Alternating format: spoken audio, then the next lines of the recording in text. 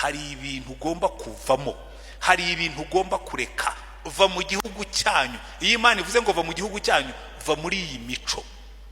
Uwamfatira abanyarwanda akababwira gutyo. Rero hari ikintu Imana ikwigisha ikakubwira ngo ariko ntiwibuka cya gihe ibi ngibi ko byabaye nkakurinda, ntiwibuka ko cya gihe nibi byabaye nkakurinda, ntiwibuka ko cya gihe n'akazi bagatwaye nkakubeshaho. Wageraho ngo uvuge uti fine, ntabwo ariko byo wamwe nta kibazo. Kuko hari ibintu Imana ikwigisha, amasezerano yayo iyakwigishiriza mu bigeragezo. Ndagira ngo irisomo muryumve. Amasezerano y'Imana tuyigira mu bigeragezo. Kuko Imana irakubwira ngo ndagukunda, ikagushyiraho bakwanga. None ikakubwira ngo ariko urwango rwawe rugutwaye iki?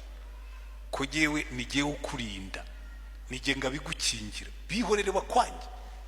Buri kibazo uzanyuramo cyose ujye wibaza iki kibazo ngo Mana nicyo urimo kunyigisha, kandi iki kibazo ndimo kunyuramo ngiye kukwihambiraho, ngiye kukwizirikaho, kandi icyo nzi ni kimwe, nibi nabyo uzabirangiza. Haleluya. Hari igihe Satani aduteza ibyago, yabona tutavuye ku Mana akatureka tukaryoherwa n'imigisha tukibagirwa uyiduha. Uzitonde kuko ibyo byombi bibamo ishuri. Imana ibaha umugisha.